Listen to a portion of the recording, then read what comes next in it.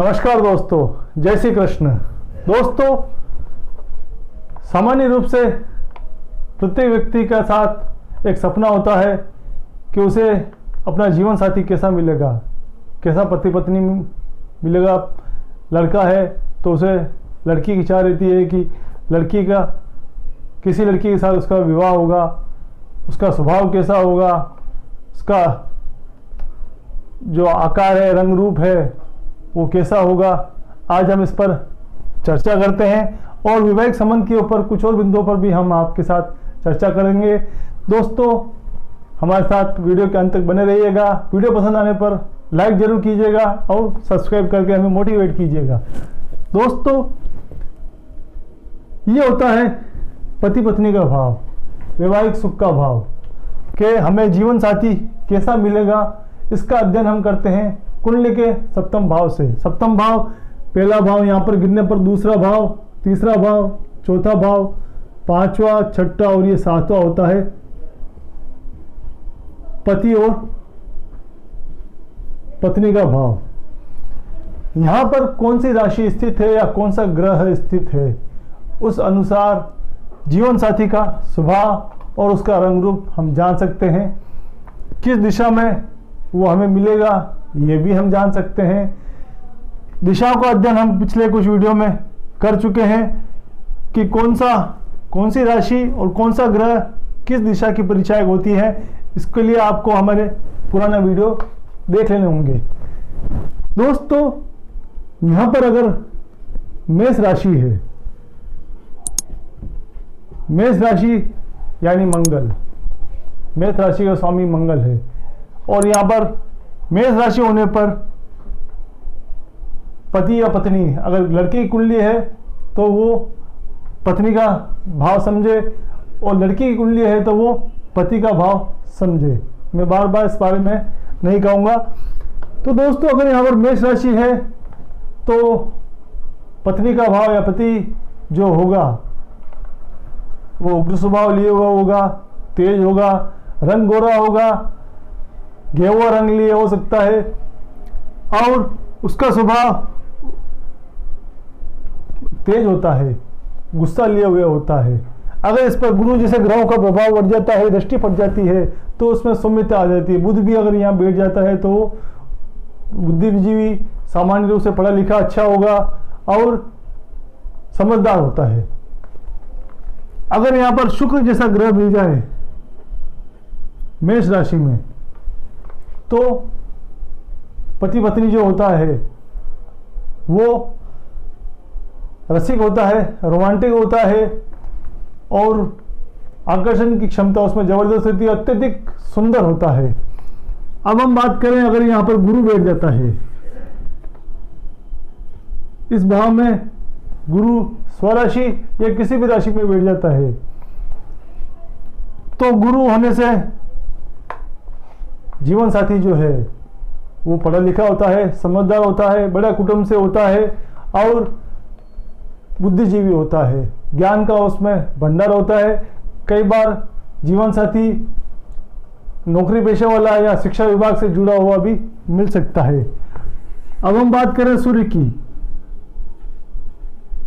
सूर्य अगर यहाँ स्थित है तो जीवन साथी में एक तेज होता है, वो उनकी आंखें सुंदर होती हैं, रंग साफ होता है, गोरा रंग होता है, सफेदी लिए हुआ होता है, गाय के दूध के समान सुंदरता, उसका रंग साफ होता है, सुंदरता उसमें अच्छी होती है, उसमें आंखों में एक आकर्षण होता है, गुस्सा की प्रवृत्ति हो सकती है लेकिन उसमें प्रभाव क्षमता जबरदस्त होती है।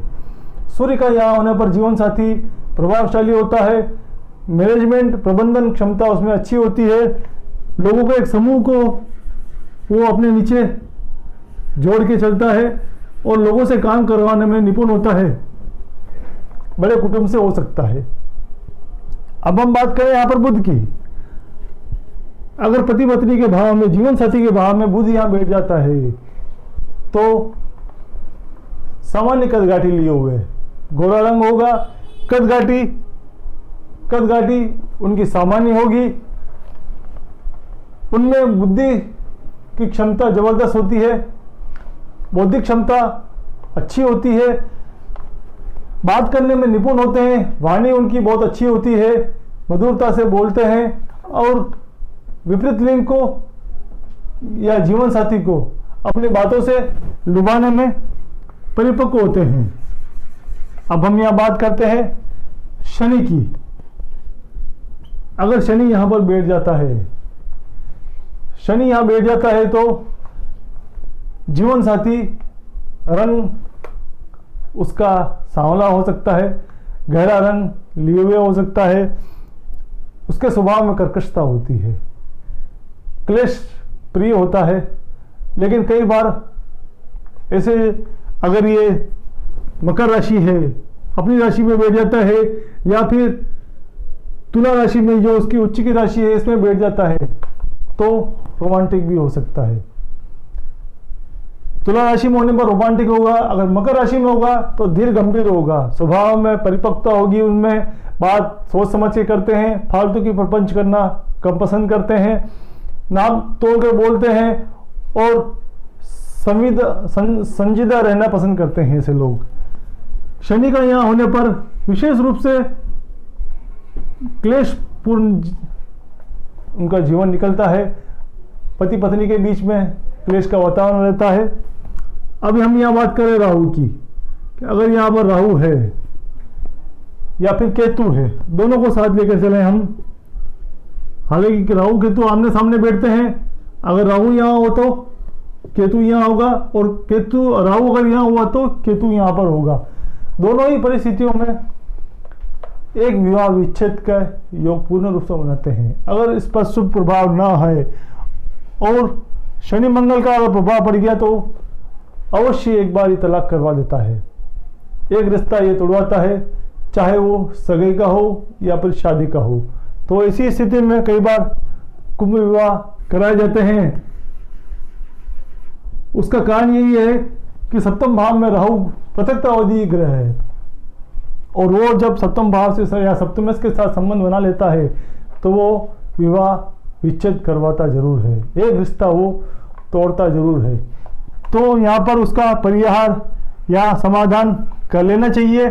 सप्तम भाव में राहु अच्छा नहीं माना गया है, वैवाहिक जीवन को दूषित कर देता है। केतु भी होगा तो वो भी यही कार्य करेगा। तो दोस्तों आज हमने बात की सप्तम भाव के ऊपर। सप्तम भाव अगर दूषित है और या शुभ है तो उससे हम जान सकते हैं कि जीवन साथी कैसा होगा। एक बात और बता देता हूं मैं, सप्तम भाव में अगर राहु या केतु बैठा हुआ है तो उसके जीवन साथी के चेहरे पर कोई कट का निशान या फिर कहीं अंग टेढ़ा होना, जैसे नाक का दबा हुआ होना, आंख में कोई दोष है, होठ का कट लगा हुआ ना, होठ ऊपर नीचे होना या कोई ना कोई ऐसा दोष चेहरे में देखने को मिलता है। सप्तम भाव का राहु केतु अच्छा नहीं माना गया है, ये गृहस्थ जीवन को बर्बाद कर देता है। दोस्तों इसके साथ ही हम वैवाहिक सुख पर चर्चा करते चलें। मैंने पहले भी बताया हुआ है कि वैवाहिक सुख जीवन साथी कैसा क्या मिलेगा, ये हमें यहाँ पर बैठी हुई राशि के आधार पर कि यहाँ पर कौन सी राशि है और कौन सा ग्रह बैठा हुआ है और किस ग्रह की दृष्टि इस भाव पर पड़ रही है, इन सब चीज़ों का अध्ययन करने के बाद ही फलित करना चाहिए। ग्रहों की दृष्टि, कौन सी राशि है, कौन सा ग्रह यहाँ पर बैठा हुआ है और किसका प्रभाव इस ग्रह पर है, उन सब का समायोजन कर कर ही हमें फलित करना चाहिए। इसके साथ साथ हमें ये भी ध्यान रखना होगा कि पंचम भाव होता है प्रेम का, इस भाव का अध्ययन भी हमें इसके साथ करते हुए चलना चाहिए। फिर अष्टम भाव, अष्टम भाव होता है मांगल्य सुख का, ये होता है जीवन साथी का, और जीवन साथी का जो सुख है जीवन भर किस तरह से मिलेगा तो वो हम जानते हैं। भावार्थ भाव के सिद्धांत के अनुसार इस भाव का सुख हम इससे देखते हैं।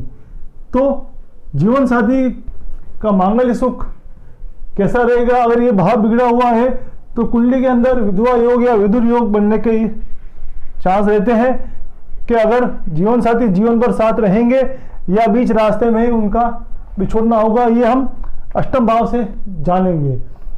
फिर हमें इसके साथ शुक्र का अध्ययन भी कर लेना चाहिए क्योंकि इस भाव का कारक शुक्र है। तो शुक्र किसी पाप प्रभाव में ना हो, इसका अध्ययन हमें इसके साथ करते हुए चलना है। इसके साथ हमें विशेष रूप से ध्यान रखना है कि अगर सप्तम भाव में शनि मंगल का प्रभाव है और चंद्रमा यहां बैठा हुआ है, तो दोस्तों ये जो वैवाहिक जीवन है वो उसे दूषित कर देता है।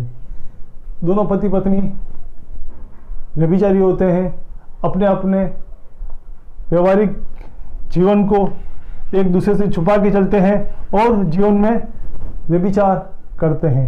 सप्तम भाव पर शनि मंगल का प्रभाव और चंद्रमा इसके बीच में दूषित हो जाता है, तो ऐसे योग बन जाते हैं। इसके साथ बुध का अध्ययन भी हमें करना चाहिए कि सप्तम भाव में बुध बैठा हुआ है और उस पर अगर पाप प्रभाव है तो भी इस तरह के योग बनते हैं। जीवन को या ग्रस्त जीवन को वो बर्बाद कर देते हैं। तो दोस्तों आज हमने बात की सप्तम भाव के ऊपर, पति पत्नी के भाव के ऊपर, कि पति पत्नी के बीच अगर यहाँ कौन सी राशि है उसके आधार पर उसका स्वभाव जान सकते हैं और उसका सुख किस तरह से मिलेगा, उसका स्वभाव कैसा होगा, दिखने में कैसा होगा, ये हम आज जाना है। इसी तरह हम एक नए विषय के साथ आपके साथ पुनः प्रस्तुत होंगे। वीडियो पसंद आने पर लाइक जरूर कीजिएगा, सब्सक्राइब कीजिएगा। जय श्री कृष्ण।